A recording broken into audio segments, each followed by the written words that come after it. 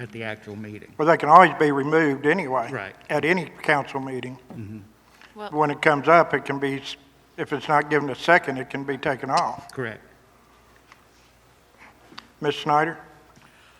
I know in the past that we have done it to where we have submitted to the clerk, and the clerk has gotten a second before all this gets put on paper. The reason we had adjusted the agenda setting in the past was because too many things were waiting until the day of the meeting, which gave nobody any heads up, unless there was a time constraint. I'm assuming you mean to keep that in place? That you can't just willy-nilly add something the day of the meeting unless there's a time constraint? The day of the meeting, that would be that's covered in Robert's Rules of Orders. Okay, just wanted to make sure that was okay. So notice what you're saying is, tonight, we could add something to the agenda, or we have like another week to add something through the clerk's office. Correct. The Okay. difference being, when you do something on the night of the meeting under Robert's Rules of Order, the citizens have no awareness that that's a possibility of it being added to the agenda. If you put it as a possible item on the agenda before that Tuesday, then the citizens are aware that at least that, oh, this might be discussed Monday night. Okay. Ms. Harmon? It seems to me what you're doing is taking basically the same position that the mayor has by adding things to only takes one person to add to the agenda. I think the reason for the council was always having two, the clerk, and it's been seeming to be working relatively well. And I'm not sure I'm not sure that there's a problem here to be fixed, is what I'm saying. You seem to think there is, but it seems like we've been able to get things on the agenda with the people notifying in advance without having to worry about being taken off and having an argument at the council table. But that's just my opinion. And I know I'm not supposed to be interjecting here, but you are so kind of taking over the role of the mayor's position of being able to add to only one person adding to the council, or to the agenda, rather. Well, I'm not sure that's a Oh. good thing. Ms. Harmon? yeah, I mean, I don't have an issue adding things. I guess it's just based on timing. So if the timing makes more sense to do it, and I think, Bob, what your main point is you just want to disclose as much as possible to citizens as to what's on the agenda, right? correct. Without any surprises. So, I don't have a problem doing it. We'll just have to make it very clear as to what day that particular item or items would be added to the agenda so that we can have it printed and sent out. And then, of course, we would vote on it on that particular, or at that upcoming meeting, as to whether or not we would discuss it further. Mr. Thomas? Yeah, my response to your concern, Mr. Chairman, Mr. Mayor, is that when we come into the meeting on Monday night, really no one on council has the capacity or the ability to say, no, Mr. Mayor, we're not going to discuss that. However, if there's something that a council person has added and there's no one seconds it, if we require a second, then that item would fall off of the agenda. So the mayor would still have more power. There's no, I don't want you to worry about that. Because council would require a second, the mayor does not require a second. Ms. Snyder? Okay, I'm getting thoroughly confused now. In the past, we had a chance, if we thought of it after the meeting, to let the clerk know we would like an issue put on the thing. She would notify the various council people, someone would second, it would get added. Are we not allowed to do this anymore? No, we are. Madam Clerk, what's your... I've been advised to not do that because it contributes to, it's against the open meeting laws. Even though I don't vote, I still don't get to wiggle things around in the background. Okay, oh, I see. So if I would call and say, I want to add this issue and talk to so-and-so, that wouldn't be permitted? That's right, you're I possibly cannot seek a violation, second. possible violation. Okay, that's what I'm asking. Okay. All right. Mr. Meyer? Yeah, I like Bob's idea. So if I notify the clerk that by publish, by the time it goes to the paper, that I'd like to add something to the agenda, and it doesn't get a second at the meeting, it just falls off. It just disappears, and we go to the next subject. That's fine. All right, any further discussion? I think we got a motion and a second. I didn't hear a second. I did. Yeah, she did. Thank you. Would you read the motion, please, ma'am? It kind of came in pieces. And may I say, close of the business day, Monday? Correct, whatever you need, yeah. Well, I'm modifying your motion. I don't want to do that without your permission. Oh, I didn't realize what was my motion specifically? Well, I didn't know. Tell her what it is, Bob. Okay, I can tell you what it was all pieced together if you will allow me to do that. Okay, Okay. Mr. Thomas' motion was that one council person can add with no second until close of business Monday prior to a meeting. It would go on the agenda that is published. Council would still require a second at the table to keep it on the agenda. that's what I said, yes, very good, thank you. Yeah. Thank you. Motion and a second. All those in favor, signify by saying aye. Aye. Any opposed? All right, so moved. All right, our next item under cities, our essential resolution. Motion to discuss. So moved. Second.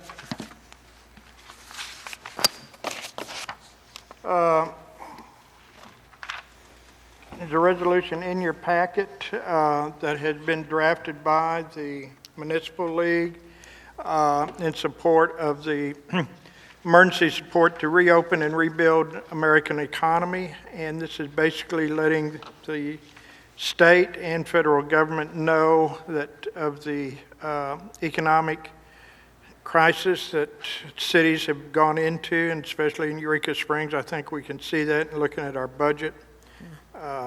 And this is basically going to be sent to our governor and also to our U.S. senators and representatives for their inclusion to make sure that they're aware of this. Municipal League is asking all the cities and towns to write a resolution similar to this and submit it to them. And that's where this came about. Ms. Green? I'd like to assign the resolution a number and read it into passage. Second. Okay, we got a motion and a second. Any discussion? Mr. McClellan? Is there a funding available out there, or is this to kind of put them on notice that we're looking for funding, or? We don't know yet if there's funding available yet from the president. We've heard rumors that there are. This is in support of finding funding for the municipalities. When and if it becomes available? When and if it becomes available, correct. Thank you. Ms. Harmon? What, well, I guess you're going to have to wait until funding's available. Correct. Okay. And my assumption is that if funding is available, then all towns and all cities within the state would be eligible for the funding. I'm sure that's true. So this is just hey, we'd like you to look at it sooner than later? This is how, making a note of how important it is for our economy. Okay. Correct. Ms. Snyder? It has been happening in several levels that only certain groups, cities, people, businesses are allowed. They have been disregarding, and this is nationwide, not just Arkansas. They have been disregarding. This makes it very plain. Everybody, every city, every town, regardless of size, You can't just give funding to the big ones and ignore the little ones, is what this is about. It's to make sure that they understand fair for everyone. Ms. Harmon? I think maybe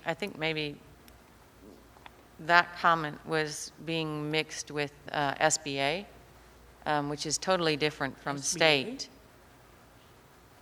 Well, you know, you said some people are getting it and some people aren't, but. I said in all levels regards to all kinds of different monetaries. Right, but this is specifically for cities and towns, so there is nothing out there right now Correct.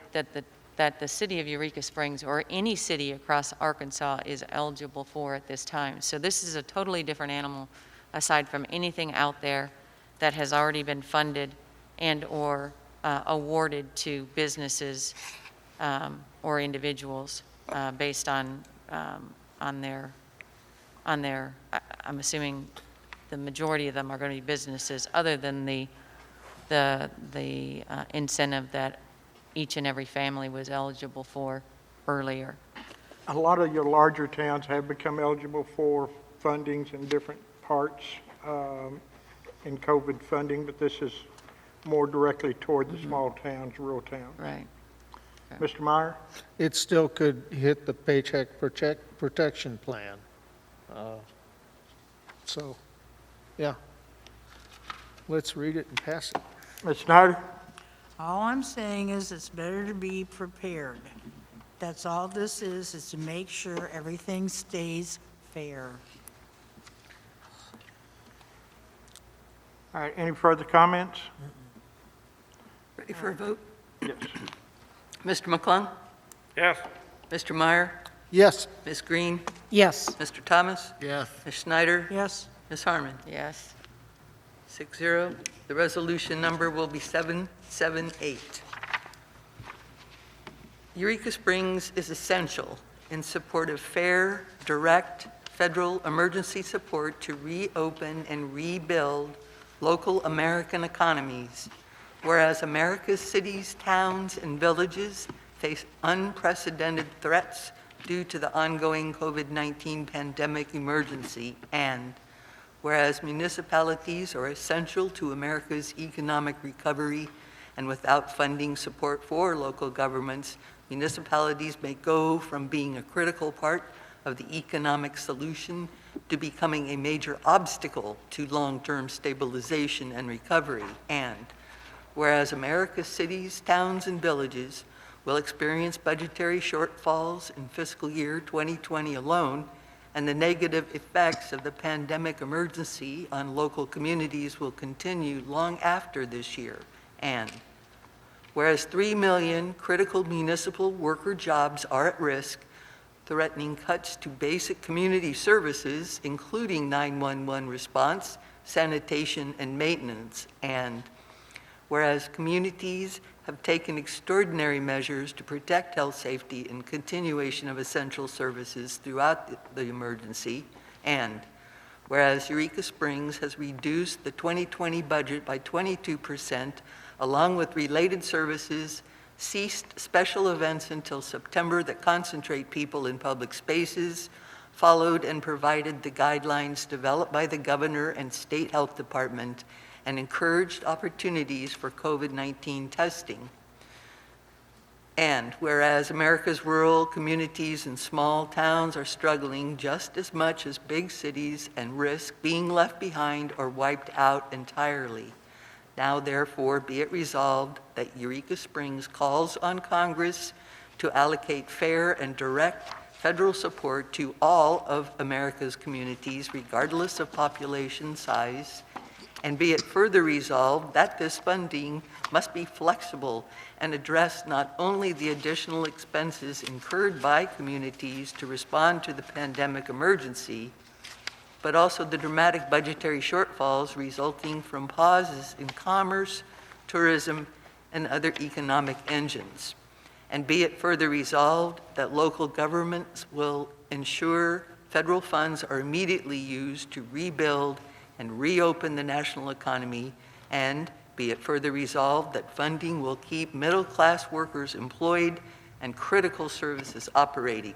And be it further resolved that Eureka Springs has been part of the emergency response and now calls on Congress to build a united national partnership for a safe, healthy, prosperous life.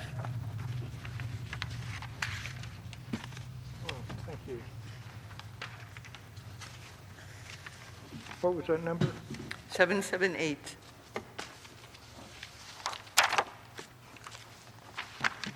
All right, our next item on the agenda is resolution for the fireworks on July the 3rd. Mr. McClung, Ms. Harmon. Motion to discuss. Second. All right. You have in your packet a resolution to allow a one-time use of fireworks in Eureka Springs on July the 3rd, and in case of a rain date, on July the 4th. Ms. Snyder? Okay, going to bring up the same thing that's been brought up before and brought up last year. At this point in time, and it's a week later from our special meeting last week, 100% of the local people who live and reside in Eureka say absolutely, positively no to fireworks this year. 100% that has contacted any of us in emails to the council and to me in person in phone calls and stops when I would, be shopping or whatever, 100%. I have never seen this before, ever, in 46 years here. 100% say no to fireworks. Now, question is, in regards to the paperwork that talked about the fireworks, who is supposed to be doing the actual shooting of the fireworks? Paperwork sits there and talks about locals doing it. I'm sorry, I happen to know a little bit about fireworks, and you happen to be a specific person. You have to be a specific person in order to be able to fire off these fireworks, which means paying somebody. The city ain't going to pay. So who's supposed to be paying for this? Who's supposed to be getting hired? You guys that were talking at the special meeting, or everybody, whomever, was talking at the special meeting about cops and fire and everybody else. I'm sorry, didn't we just go through one hell of a budget cut situation? And you wanted the budget cut, and now you're going to pay overtime for something like this? That's not going to be bringing anybody except maybe some people from Berryville.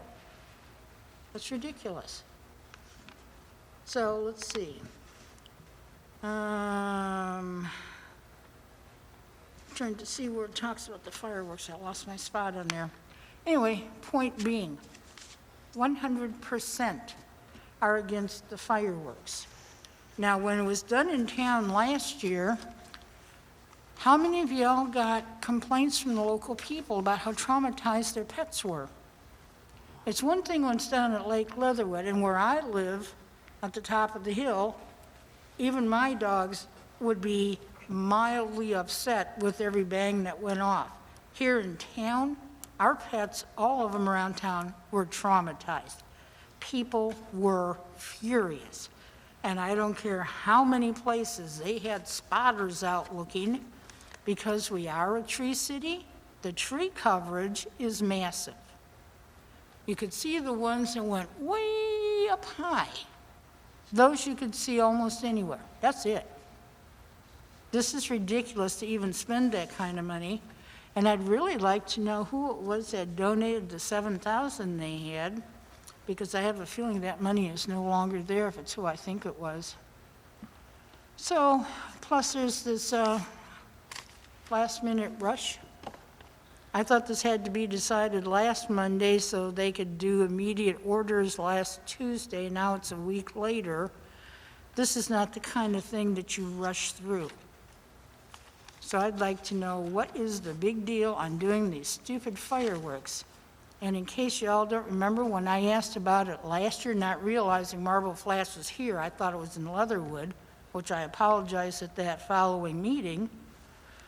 What happens when a firework goes off and it causes, you know how they like to land when they're still burning? What happens when somebody's house, property, whatever, starts on fire? Who's responsible? The mayor told us last year it's not the city because we have tort immunity. So someone's house burns down, tough, too bad, so what? No, you cannot do something this late and come up with those kind of answers and whatever. 100% of the locals say no. You work for them. They elected you to represent them. I suggest highly you do that.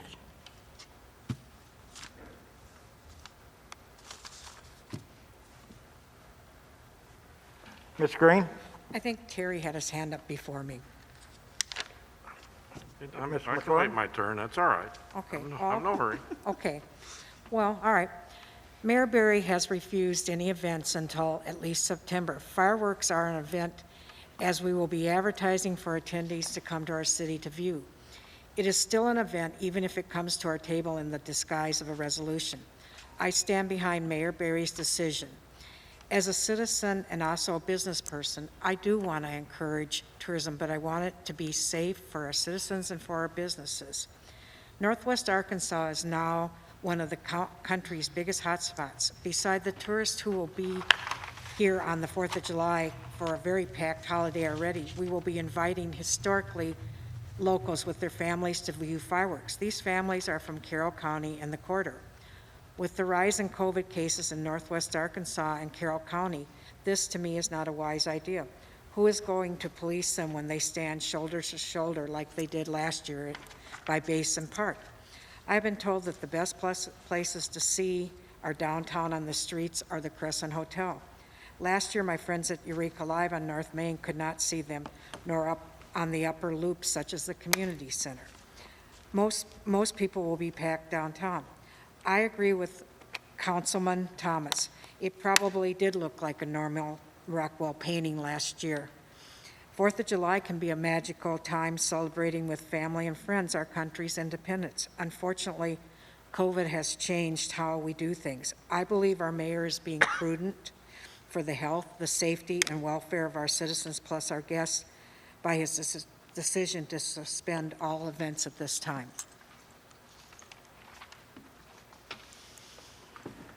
Mr. McClung?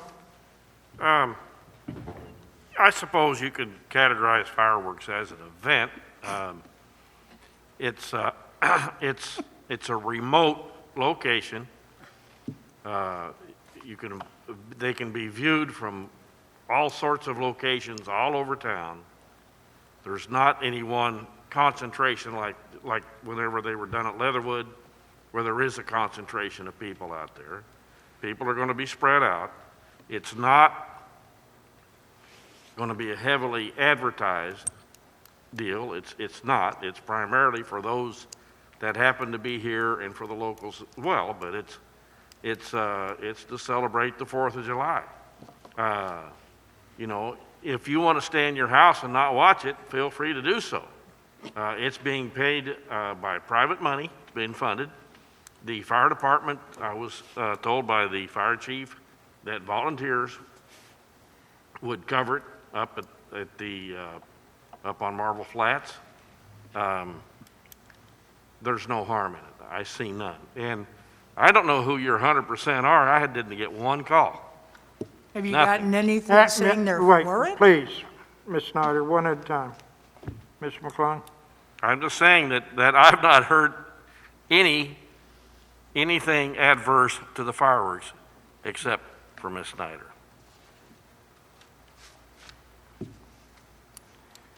Ms. Harmon? I think, like anything else in Eureka, that there will be some who will want them and some who won't. I do agree with Terry. I think what Ms. Snyder was maybe referring to is the number of people that she has talked to could have been 100%.